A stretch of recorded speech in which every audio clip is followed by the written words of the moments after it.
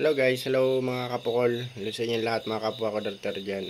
Today, September 20, 2023. Ginawa ko lang itong video na to para lang maalala ko kapag dumating na ulit yung basta para maalala ko lang sa mga pagtagal pa na panahon na first time ko maka 9 darters sa history ng aking pagdadag sa 3 taon kong pagdadag. First time ko maka 9 darters, bagamat practice lang to. At least nagawa ko. So goal ko rin yun kahit nasa practice na maka 9 darters.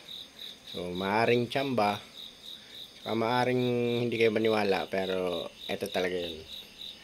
For the first time naka 9 darters ako. So bahala na kayo kung hindi kayo maniwala, basta eto, naka 9 darters ako. So magiging alaala ko to kung kailan ko ulit ito magagawa. So bibidyo ko ulit kung bibidyo ako ulit kung kailan ko ulit magagawa ito. So sayang lang dahil hindi ko na videoan yung kabuuan kasi hindi ko akalain na mangyayari. So ayan mga kapukol,